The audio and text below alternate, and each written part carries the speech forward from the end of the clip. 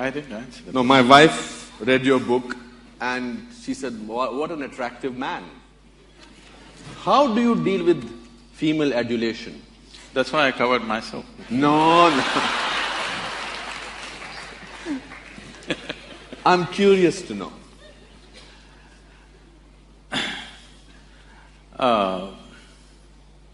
The thing is, this is a very human ailment that all the time we have to recognize people by their gender. No other creature has this problem. All other creatures on the planet, when their hormones rise, they know who is female, who is male. Otherwise, they're just there. Human beings have got this ailment. 24 hours, 365 days, they can't think of anything other than body parts. So I don't see any females or males, I just see wonderful people, so I have no issues. Okay.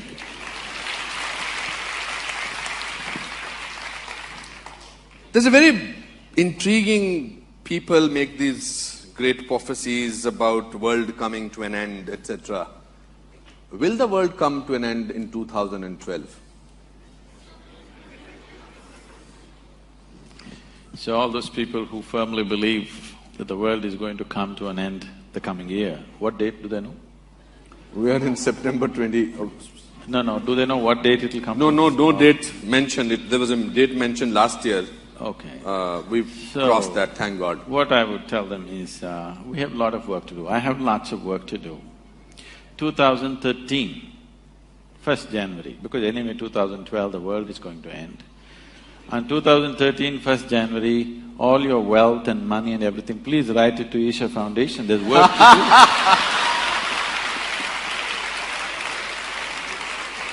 do. The world is anyway going to end, what are you going to do with your money? So for them this is just an entertainment. They don't believe enough to give away everything and get ready. They just want to play with it. All vain minds are always looking at prophecies. They're looking at predictions because they don't have a plan for their life. Those who are incapable of making plans always fall back on predictions and prophecies. Yeah, but I'll just request to give me 2% of that money that goes to your foundation. Why have you named your foundation Isha Foundation? I have no idea. The name, you mean? The name Isha Foundation. The word Isha literally means that which is in charge, or that which is the source of creation, or unmanifest or formless divinity is referred to as Isha. If you give it a form, it becomes Ishwar.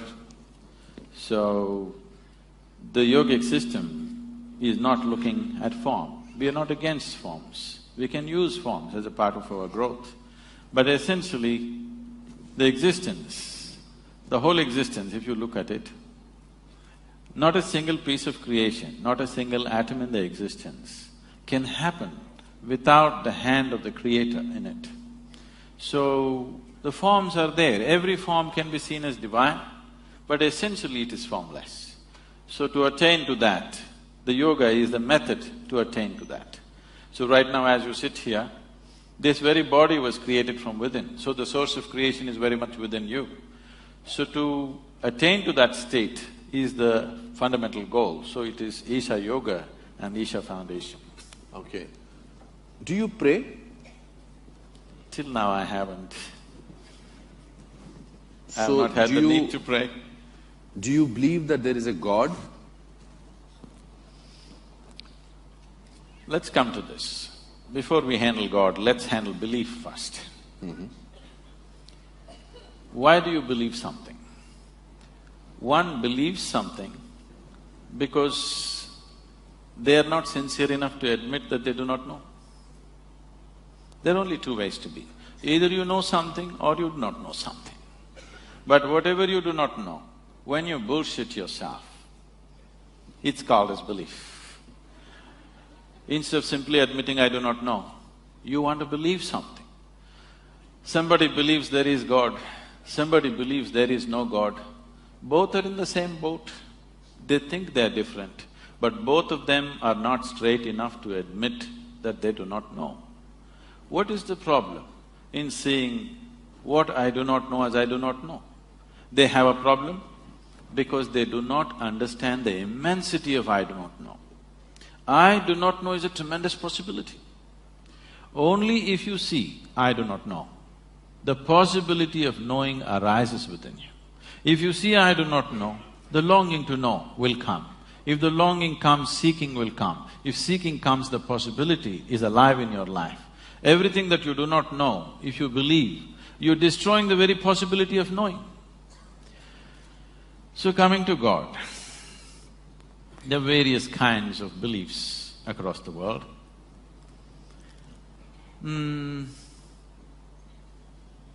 It's like this. There were two young boys, very energetic. When young boys are very energetic, they tend to be constantly in trouble, you know. So these two kids are always in trouble, two brothers.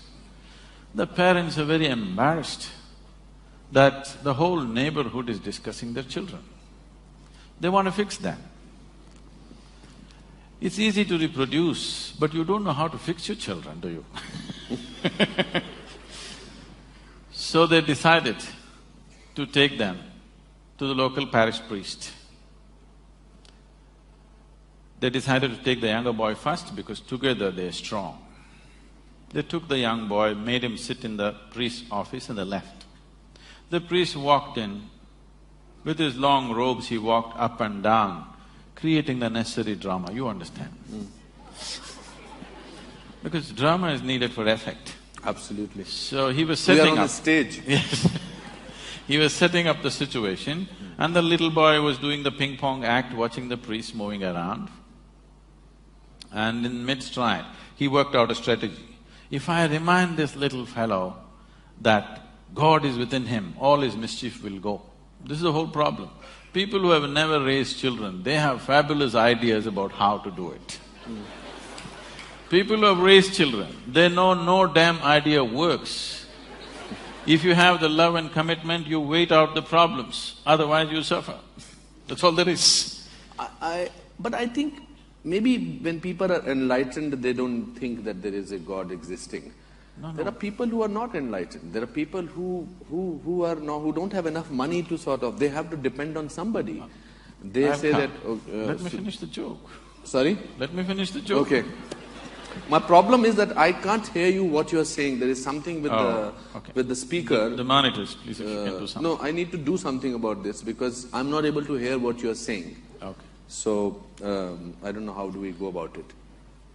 Some speaker has to turn this side so that I can hear what exactly are you saying. So is there anybody from the technical team who can do that? Turn the music monitors this side, please.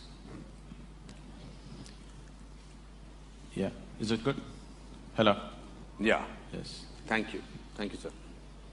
So the priest worked out a strategy, how to get the mischief out of this boy. He thought if he reminds him God is within him, all the mischief will go. So he stopped mid-stride and in a booming voice he said, "Where is God?" The boy looked bewildered, looked all over the office because if God is, he must be somewhere in the priest's office. So then the priest saw the boy not getting the point. So he leaned on the table. He wants to give him a clue. So pointing at the little boy, he asked, "Where is God?" The boy looked even more bewildered and looked under the table. Then the priest thought, okay, he's not getting it, he wants to give him a proper clue. So he walked around the table, came to the boy, tapping on the little boy's chest. He asked, "Where is God?" He's telling him it's here. The boy just got up and bolted out of the room, ran to the place where his elder brother was, and he said, "We are in real trouble." The brother asked, "Why, what happened?" He said, "They lost their God and they think we did it."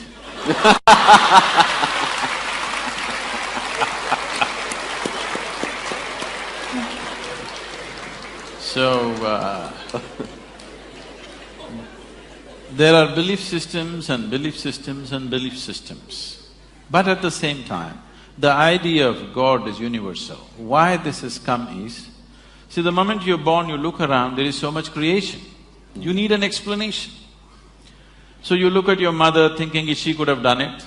Well, she delivered you, but she can't do the planet, you know. You look at your father, he doesn't look like that. You look at many other adults, they don't look like that. So you need an answer. You ask somebody who's little larger than you. Instantly they say, there is somebody up there who is doing all this. But see, we are sitting in a round planet, aren't we? Are we? We're sitting in a round planet, not even in the North Pole, at a certain latitude, and the planet is spinning. If you look up, you obviously look up in the wrong direction. Every time you thought Upar Wala and looked up, you're completely looking in the wrong direction. I don't know how many prayers went waste like this. But at the same time, there is creation. There is something which is the source of creation. Because we are not able to nail it as to what it is, because we are human, we give it a human form. If we were buffaloes, I'm sure we would have thought it's a big buffalo, for sure. Because we are human, we think it's a big man or a big woman or whatever. So, it is perfectly all right for people to create a god. This is the thing about this culture. Here we have 33 million gods and goddesses. Because this is the only culture which understood God is our making. There's something called as Ishta Devata. You can create your own god today. If you can look at all the existing gods, if you don't like them, you can make your own god. A tree in your garden, a rock in your garden, your mother, your wife, anybody you want, or whatever you want. You like this vessel, you can make this your god. Nobody thinks anything weird about it in this country because we understand this is our making. After all, in every piece of creation, the hand of the Creator is there. Whatever you can relate to, you use that, it's perfectly fine. Yeah, that's why we worship stones. We want No, we don't worship stones. We worship the source of creation in the stone, which is a piece of creation. We also want to have the… I don't want to argue on this. So, do you think all our epics, Mahabharata, Ramayana, Shankar, Ram, Sita, they are fake? No, they have a historicity. Okay. There are buildings to prove that they were there. It's still in dispute. The dispute is on means they were definitely there, isn't it? Okay. Kiranji, namaskar.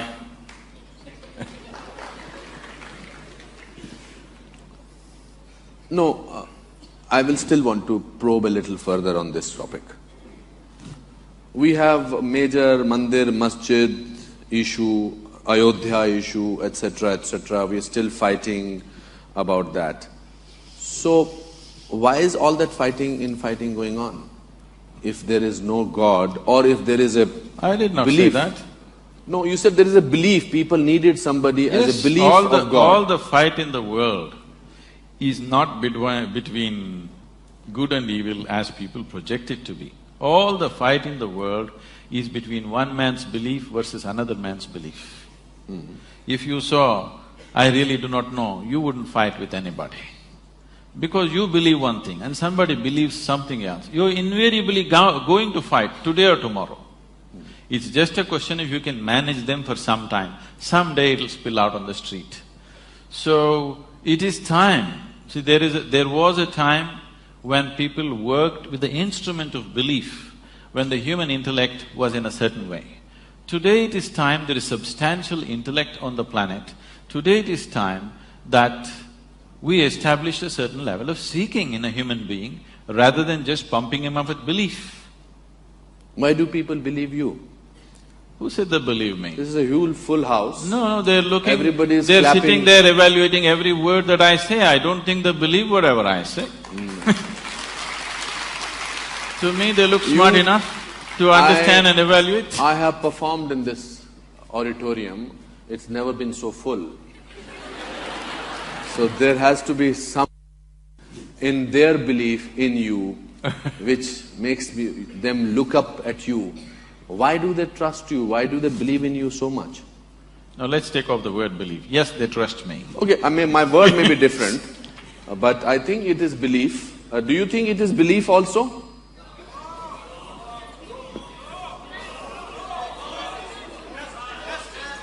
Okay, just a minute. Give me some. People who think over here that you have full belief in Sadhguru, raise your hands. There are some people, okay. Okay, Kiranji is also one of them. Do you think that Sadhguru has powers which you don't have? They can't ride a motorcycle like me, I'm sure. What are those powers? What makes you different? What makes you special? What makes Pallavi Gupta writing a book on you and calling it you? What makes her change her life? What makes people over here, so many people I know who will not come to a function like this, they are here and they are here on time. What is it in you that makes you different? Because they know if they don't come on time, I won't let them in. But they dare not do that. So what makes you different? Also, I read in the book that at the age of 9 or 10, you wanted to find out things.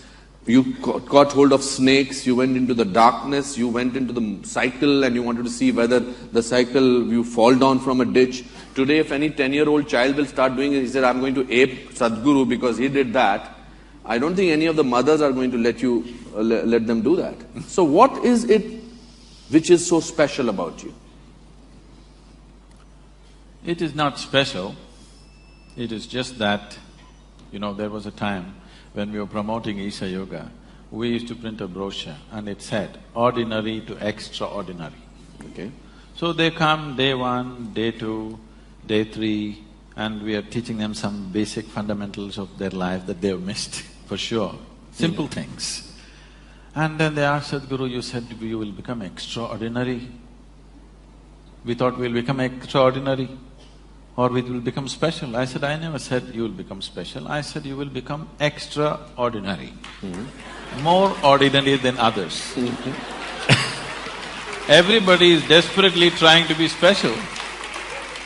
When you don't try to be special, when you just live as life is, that you don't try to make yourself special, because wanting to be special is coming from a certain an emptiness or a certain inadequacy within a human being. Where is the need to be special? Every human being is unique in his own way. If he tries to be special, he'll only end up aping somebody, he will not be himself. So, when the life is unique, every leaf on the planet is unique, every atom in the existence is unique, where is the need for you to be special? Being unique is better than being special, isn't it? So what is different? It is not a question of something being different, it is just this. See, the very nature of the existence is like this, the very nature of what's happening around you is like this. If you convert if you convert mud into food, we call this agriculture. It's the same mud. Can you eat the mud? Can you take it on your plate and eat it? No. But if you wait, you put a seed and wait, the same mud becomes food, and how we value it and eat it. But it is something else, but when you eat it, it becomes flesh and bone, it becomes you, and it's so valuable for you and so many other people.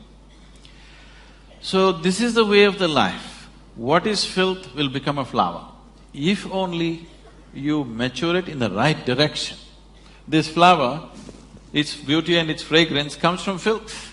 The more filth you put at the root, better the flowers will grow.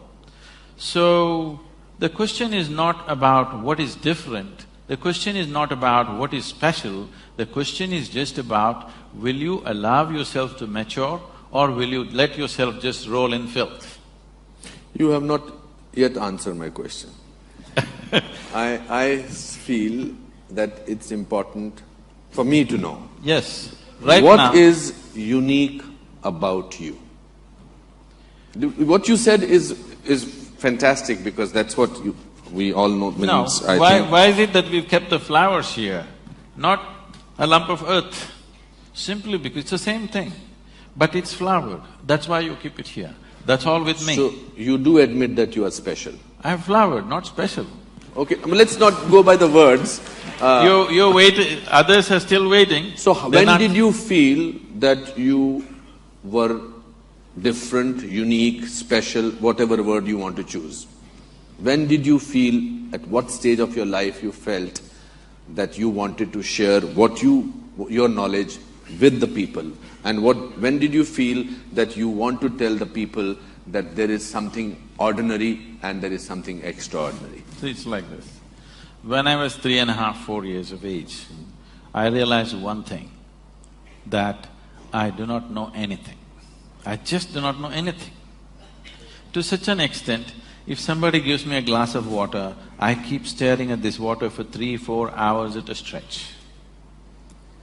If I find a leaf, I'm looking at it for 6-7 hours at a stretch. If I sit up in the bed staring at the darkness, I sit like this the whole night. Now, what is happening with me is just this. I do not know what water is. I know that if I drink it, it'll quench my thirst. But even today, do you know what water really is? You do not know. With all this science, have we understood even a single atom of creation in its entirety? We have not. So if I look at the water, I still do not know this, so I did not know how to shift my attention to something else. I would just be stuck with this.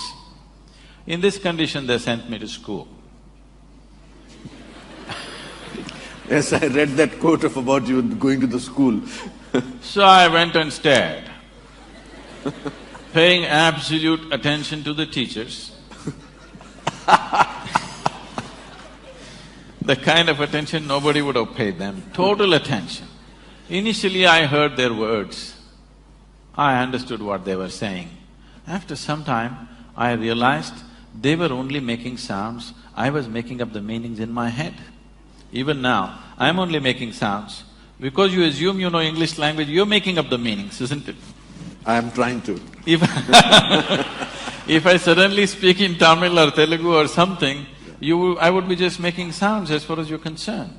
So once I realized that they're only making sounds, I'm making up the meanings, I stopped making meanings. I just looked at them. Suddenly the whole thing became so amusing, somebody going on making noises. So a big smile spread on my face. They were not amused. So after some time, I wouldn't even hear the sounds. I would just see all kinds of, things, reverberations happening around the teacher. After some time, I wouldn't even see them. I wouldn't know that they exist, but I would be still staring. So my schooling passed like this. So about 2 years ago, 2.5 years ago, this school where I studied over 4 decades ago, they came to invite me for their 125th anniversary. They were inviting all the prominent alumni of the school. So they came and invited me. I said, see, why me? Because I was not just a not good student, I was not even a student. I only went there when it was really necessary. So they said, no, our school has produced union ministers, our school has produced film stars, our school has produced cricket stars, you are the only mystic, you have to come. So I went. So I went and stood up in the quadrangle to speak the same oppressive buildings, and I looked at this classroom, suddenly this came back to my memory. I was 11 or 12 years of age. As usual, I was paying absolute attention to the teacher, but I don't hear a word of what he says. So teacher is trying to get a response from me. 35-40 minutes he tried very hard. He couldn't get a word out of me because I don't hear what he's saying.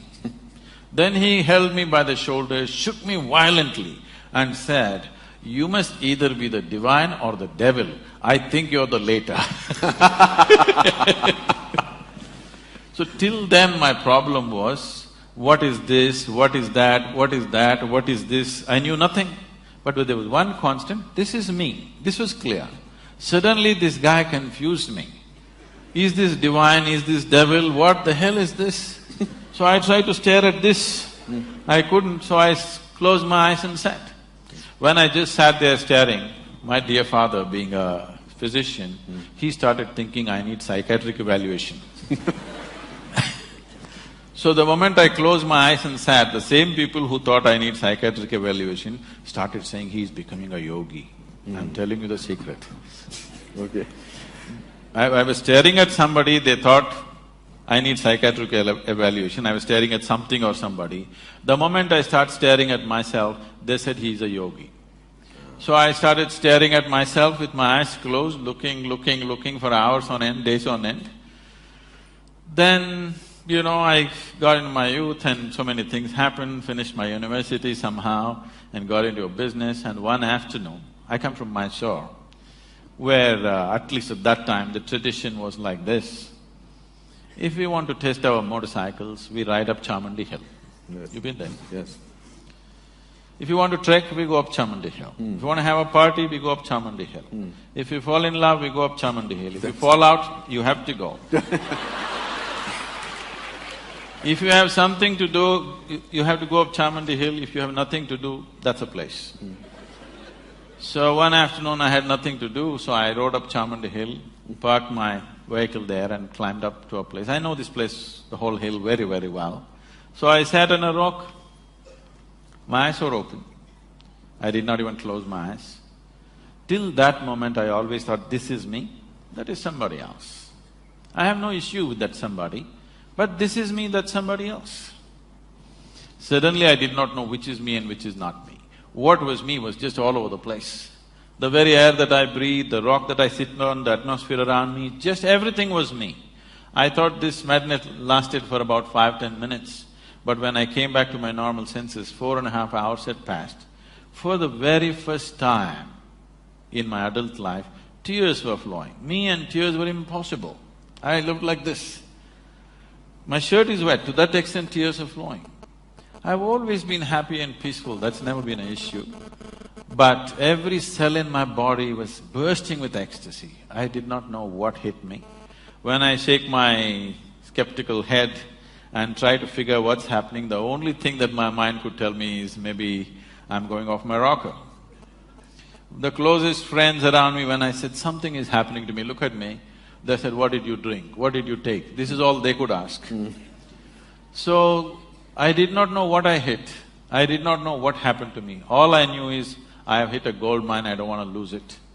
So if I sat down, I would be just simply dripping ecstasy like this. To a point, I think it's 2 minutes, 7 hours, 8 hours have gone. Once I sat down like this, and I thought it's 25–30 minutes. And when I opened my eyes, there were garlands around me, people pulling my legs, Indian tradition. And somebody asking how to do his business, somebody asking when his daughters will get married. And I thought, what happened? Where did these people come from? I have been sitting there for 13 days. I thought it's 25–30 minutes. Oh. Because I just lost sense of time. If I sit like this, time just flies off. You must know this, every human being knows this by their experience. See, on a particular day, if you're extremely happy, that day just flies like a moment. Correct, absolutely. If you're depressed, one day flies like an eon. Correct. Isn't it? So if you're absolutely ecstatic, you will see hours and days will slip like moments. You won't know any sense of time. And body will not know, mind will not know. It just… only people around you know that time has passed, but you just have no consciousness about time. So, then I thought it's so simple. If I sit here, I'm bursting in ecstasy. What's the problem? I'm going to rub it off on the whole world. It's 30 years now. Next year, 2012 is going to be 30 years. And see, I became like this. Still, people are attached to their misery, they haven't given it up. We have touched a few million people. Today I can say that a few million people, if they close their eyes, tears of ecstasy will flow out of them every day. They're like that, millions of them. But millions are not still the world. So as a part of this, now I decided, if people don't want to live in ecstasy, at least let them die in peace. So we brought in another level of spiritual process, very simple, that everybody can do, one drop spirituality for everybody. At least it'll let them die in peace. How do you… that was a wonderful story what you just spoke about, tears.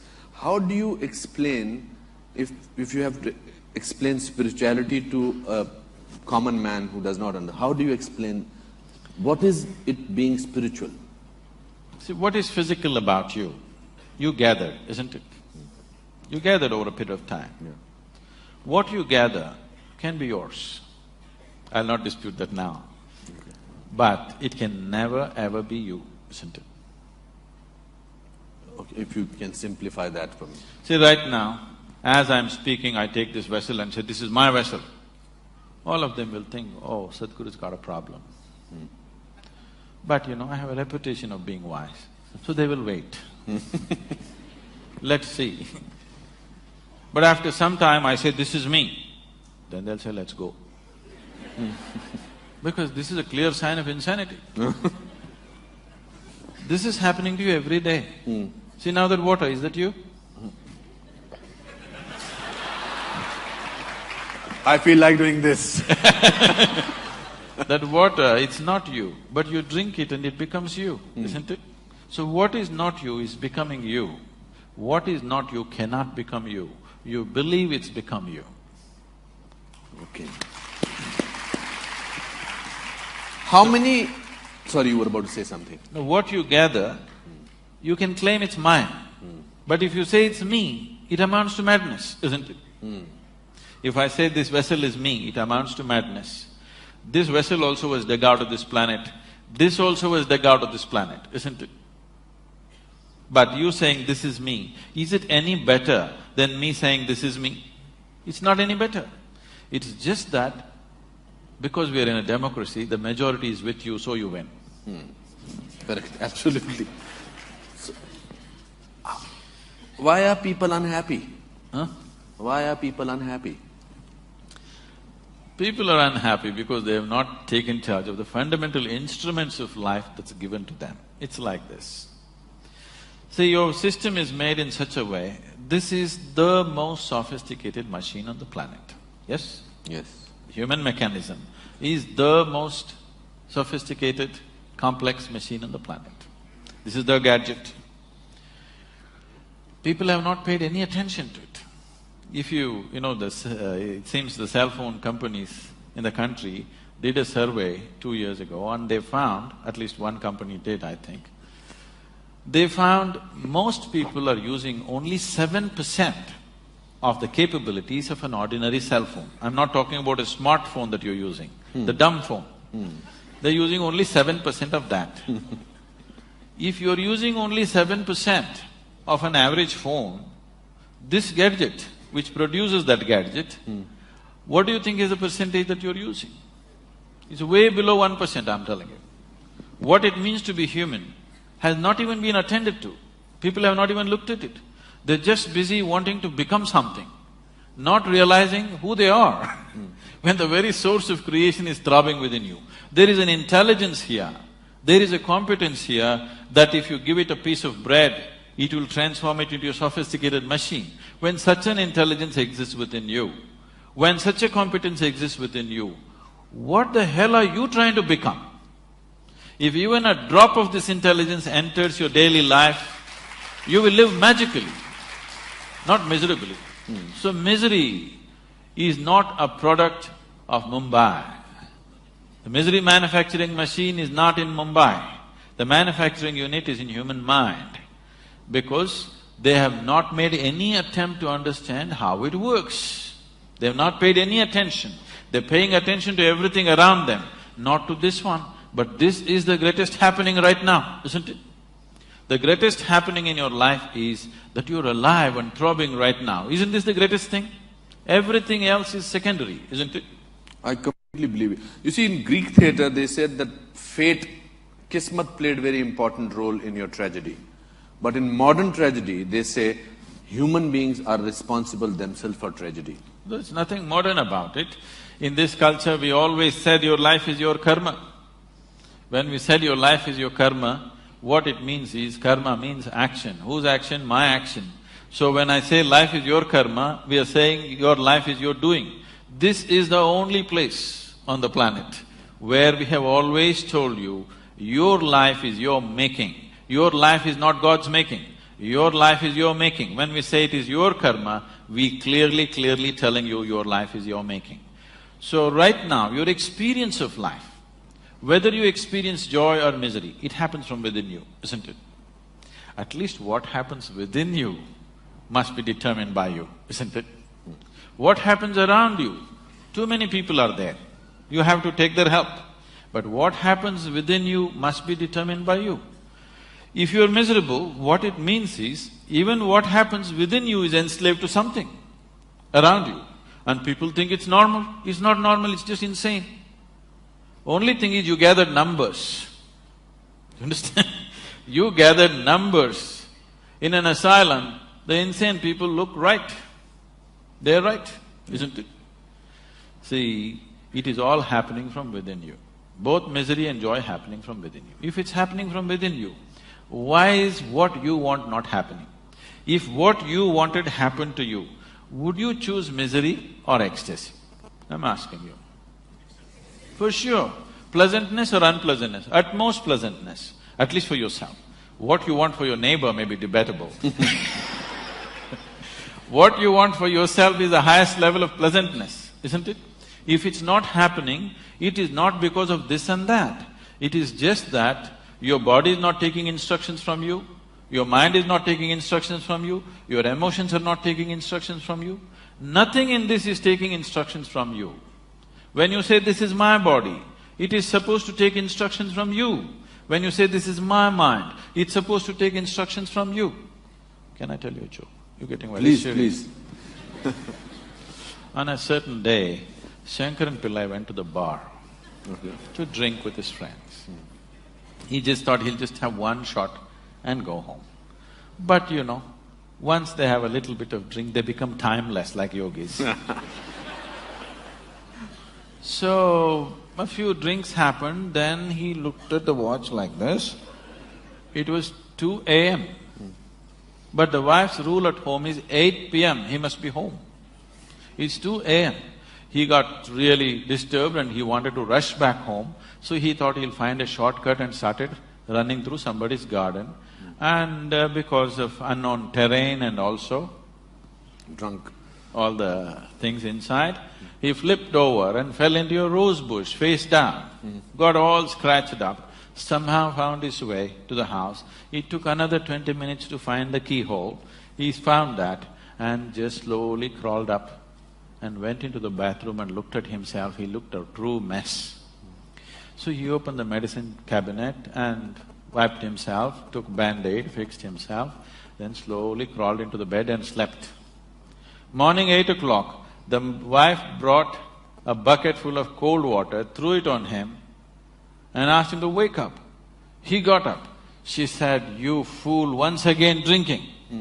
He said, "No, honey, since I promised you 6 months ago, I haven't touched a drop." She held him by the shirt, dragged him into the bathroom and showed him. All the Band-Aid was on the mirror. Now, this is the attitude people are taking. Right now, if this is feeling unpleasant, you want to fix that one. No. If this is feeling unpleasant, you need to fix this one, not that one.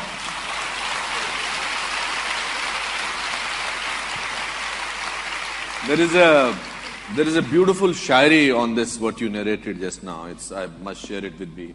It says that umr bhar यूं ही गलतियां करते रहे, उम्र भर यूं ही गलतियां करते रहे, धूल चेहरे पर लगी थी, हम आईना साफ करते रहे.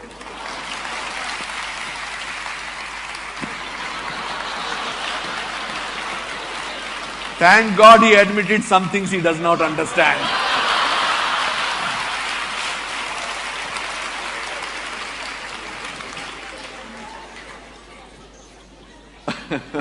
It's a language, not the poetry.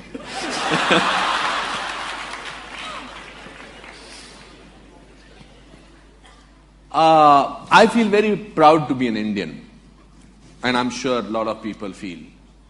But corruption bothers me, and I'm sure you also spoke about it. How do you think spirituality can help get rid of corruption to some extent?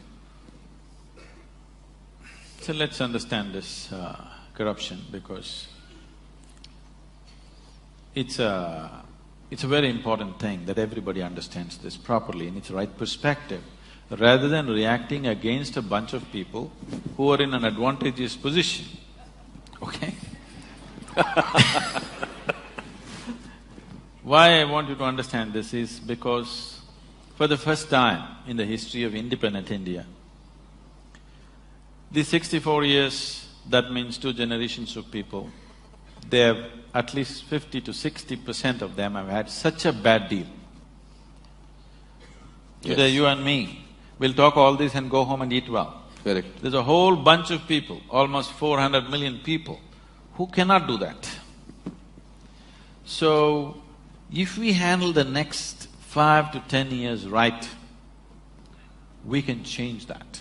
It's a tremendous possibility which is on our threshold.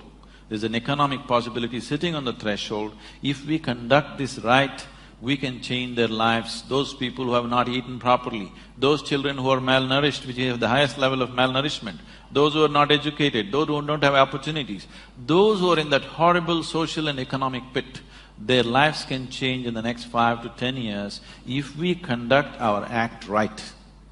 Every Indian should understand this. It is not just about economy means stock market. It is about hungry people who will have food on their plate. Economy does not mean stock market, economy does not mean foreign cars coming into India, economy does not mean you wear better clothes or this and that. Improving economy means there will be no hungry children in the country, which is something all of us should do something about. And that possibility is being jeopardized. Wherever I go, I speak to various economic and political leaders around the world, everybody says, we want to come to India, India is a big possibility, but the humiliation of corruption, we can't bear it. Because it's not just about money, they're willing to pay a percentage and get the work done, but the humiliation that they put through on a daily basis, which we have gotten used to, they're not willing to go through that. They said, it doesn't matter if we don't do business, but we don't want to come there and go through all that rubbish. So, this possibility is being jeopardized by a handful of people, or it is wrong to say it's a handful of people, it's a nation full of corruption. Correct. Because how many people in Mumbai streets, if there is no policeman, will stop at the red light? I think only 10% will stop. So these 90% are corrupt people. If you make them the chief ministers and prime ministers, you know what they will do? So instead of just calling it by one bad word called corruption, we need to understand, we as a society are trying to move from a feudalistic way of managing our lives to a democratic way. The democratic way has still not sunk into us. Suppose you become the chief minister of this state. Your relatives and your friends will expect that you do something for them. If you become the chief minister and you're very strict and you will not yield to any nepotism, they'll think, what is this? He's my brother, he became chief minister, look at him, he doesn't look at me. He does not understand you're being straight, you're doing something for the country. So I am saying in our psyche, we are still feudalistic in nature, but we are trying to run a democracy. Democracy will not happen with an active sense of education as to what is democracy, what is the power of democracy, what it means, what is the responsibility of living in a democratic society. This has not been done. We just took democracy from the British and we think if they just put their vote and get their fingers dirty once in 5 years, everything is settled. No, we have not educated people. We are still a feudalistic society acting to be democratic. So, many people, the corrupt people, the very, very corrupt people in the country, I have met them, they're bewildered. Why are people upset? I'm only doing for my family. This is just a little bit of misunderstanding about Einstein's theory of relativity. You know, Einstein said everything is relative. They misunderstood relatives are everything.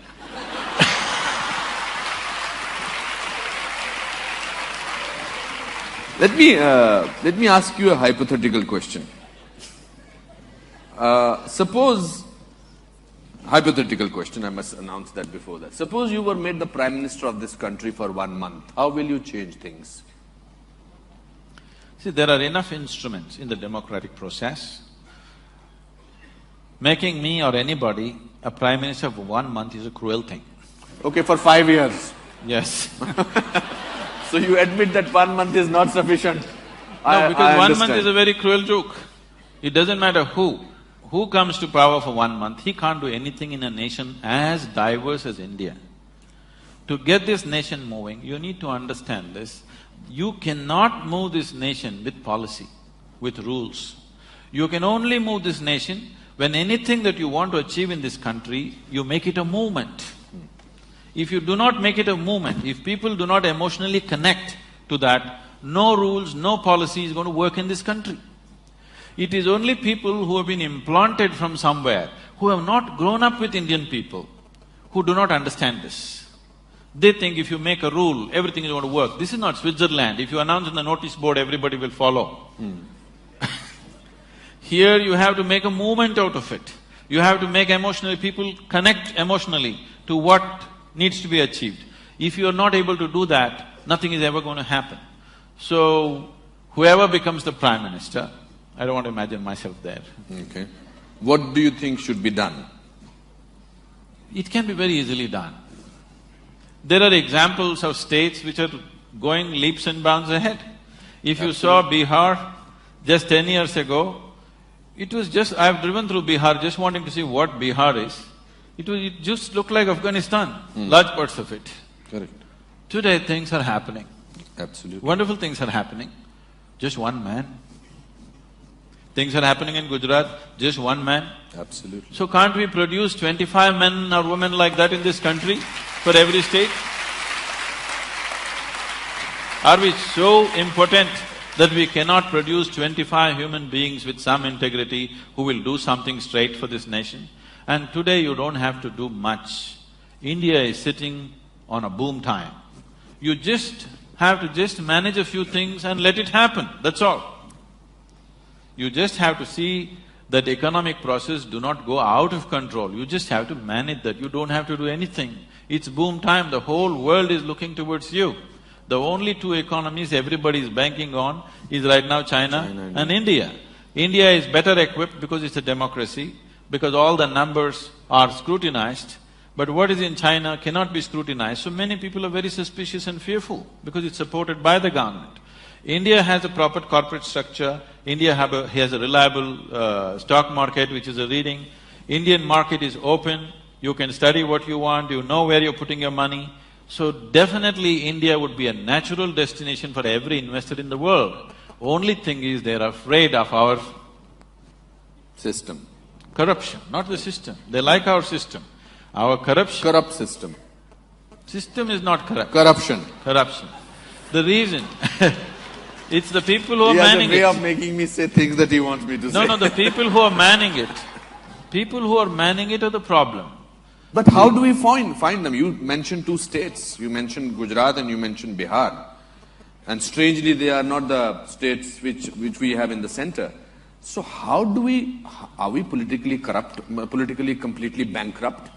How do we do that? No. It is only because common people are not participating in the democratic process. Yes.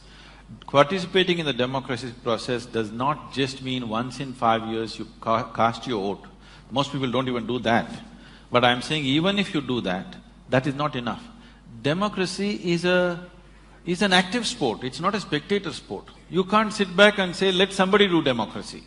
Democracy means you are the boss, you can't sleep on it. You have to be active to everything around you. If you do not bring that consciousness in people, that awareness and activism in people, it'll not work. At the same time, for everything you protest, for everything you call a bandh, for everything, it's our culture. People have understood the technology of how to stop the nation, bandh, hartal. But how to run the nation, it's a different technology.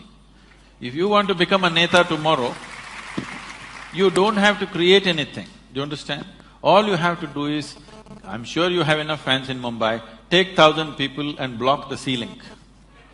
It's a new road. That's it. Just block it, you will become a neta. You don't have to build the ceiling to become a neta. If you build, you will be in lots of trouble. If you block it, you are there.